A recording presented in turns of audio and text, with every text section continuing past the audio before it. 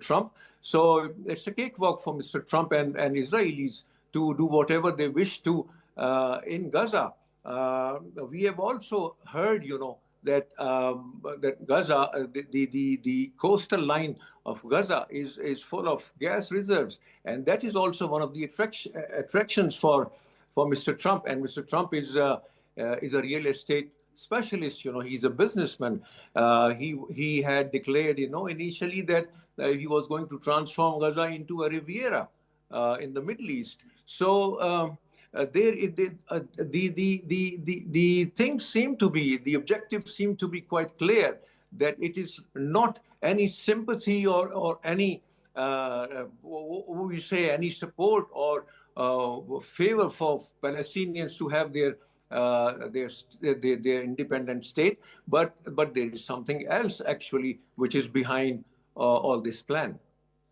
All right, you have raised such valid concerns. Thank you so much for joining us tonight. We were joined by Mohammed Khan Saab, who's a former ambassador, and now moving forward towards another very important story about the electric vehicles deal between Canada and China, as Canada has agreed to allow up to 49,000 Chinese electric vehicles into its market at a reduced tariff rate as a part of their new trade agreement with China. Canadian Prime Minister Mark Carney says that this move, along with the reduced tariffs on agricultural products like canola, could bring historic gains and help diversify the Canada's trade after years of tension with the Beijing. Meanwhile, the officials from the Trump administration in the United States have criticized this move by Canada and calling it problematic and warning that the Chinese vehicle will not be permitted to enter in American market due to US tariffs and the regulations. So we'll break down what this means for Canada, the US, China and the global trade. To talk about that, we are joined by Dr. Usman Chohan, the advisor on economy to CAS. So welcome to the show. Dr. Usman, from economic standpoint, how significant is Canada's decision to allow up to 49,000 Chinese electric vehicles into its market? First of all, thank you for having me on your show. I'm very glad that we're discussing this subject because Canada has had a important transition in its international relations and in its economic calculus recently because of the erratic behavior of the United States. Canada, despite all of its problems, is arguably the greatest nation on earth, a beacon of hope to the rest of the world, but it has been strained in recent years by many forces, including cost of living and inflation, as well as the hostility of America in the economic sphere, which has made things very topsy-turvy in terms of the social condition in Canada. So when these types of pressures are being put, Canada has to diversify its trade away from the United States, but the problem has been that they share such a large border, and trade with the United States ideally would be smooth and flow of goods and people would happen between Canada, US, and Mexico, but it isn't. So Canada has sought to expand trade ties elsewhere, and the most important nation for that is China, because following the US lead over the last decade, Canada had a very short-sighted and hostile response towards Canada. They abducted a woman who was the daughter of the Huawei CEO and did all these things at the behest of America, sending a terrible and very negative signal, and then China took reprisals against Canada, and the relationship was in a bad situation. But now with this opening up, of course, purchasing agricultural commodities from Canada is symbolic because canola oil is, just one of many things that Canada has a very abundant agricultural network, and its economy is very large in terms of the scale of what is possible because its land and its technology are top notch. But the fact that it can import Chinese EVs is very, very important. All right, the reason for that is that... Yeah. So sorry to cut you off, but what do you think that what impact could Chinese electric vehicles have on the Canada's domestic auto industry and the employment there? Would it threat them, or would it complement them? No, Canada's domestic auto industry has just been an extension of the American auto industry. There is this relationship where portions of vehicles move across the Canadian border, with the United States. So something is produced in Detroit and then taken to Windsor and then taken back to Detroit, and there's just value adding for accounting purposes. But those vehicles are terrible. They are not cutting edge things. They are not sufficient in terms of cost of production, in terms of features, in terms of what they can do relative to the Chinese EV, because China is now the leader in terms of batteries, in terms of features, and on cost, because it's doing it on scale. So importing 49,000 vehicles in Canada will make it much easier for the Canadian consumer to have high-end cutting-edge stuff.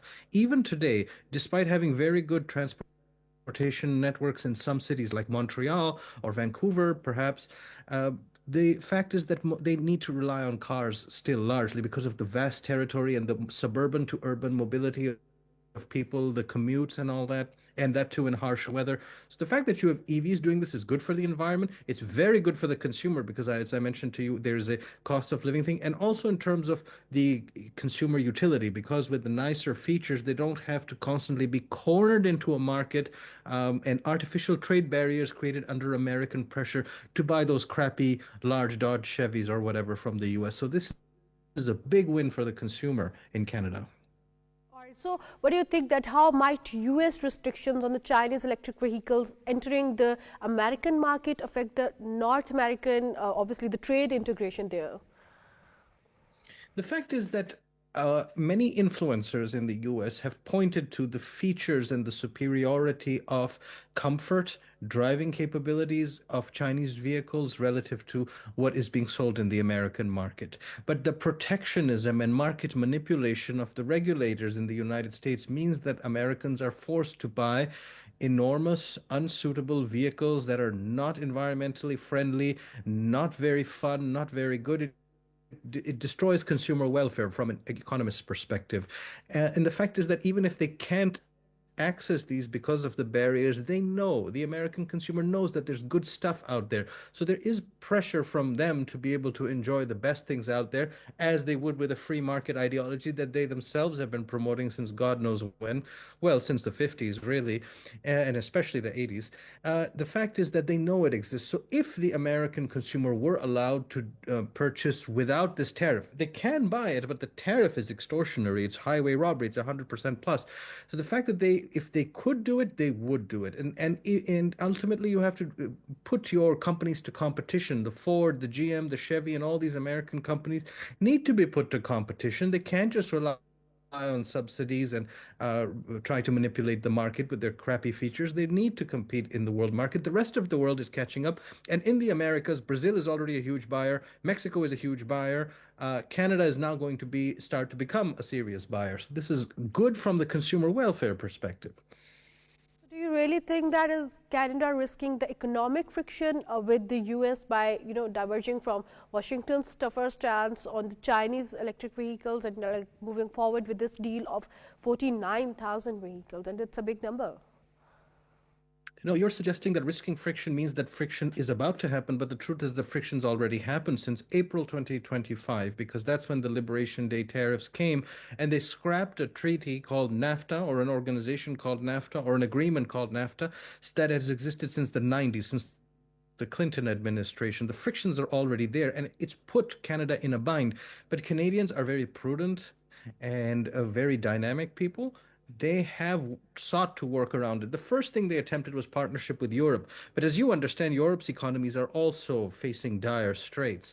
Their growth engines are dissipating. For example, Germany is also losing to China in the manufacturing sector. France is also losing out. So then if you only want to shift from one basket, which is hostile, to another basket, which is distressed, you're probably not doing a good transition. Instead, you should consider where the engines of global growth are. And Canada doesn't have any natural enemies. It can easily look at the world and optimize its portfolio for the benefit of Canadian people. That's really what should matter to them. All right. So, how might the financial market and the foreign investors interpret this Canada's closer economic engagement with China? Do you think that they are interested in investing in that deal, or investing or complement this deal with the China and Canada, or they are just considering it a threat for the global market, especially where US is involved? I'm glad that you're asking it in those terms because I used to work in Canadian financial markets. So The first plus that Canada will have is actually on the agricultural export side, because canola and rapeseed and all this stuff going from the West Coast will be good for the surpluses because they do produce large numbers. So there's a trade benefit to the West Coast, which is already a very good thing. In addition, the financial markets will respond not just to the, because agriculture is mechanized and it's large scale in Canada, those firms are going to get an earnings benefit. The other thing is that on the import side, the current players in the Canadian market are American, so it wouldn't distress Canadian financial markets. And Canada's major investment houses have diversified international equities portfolios, so they are already short on the US. In my judgment, they're already reducing their weightage. They're underweight the US relative to the index because the prospects there are not very good, and there is an AI generated bubble in America. The American economy is basically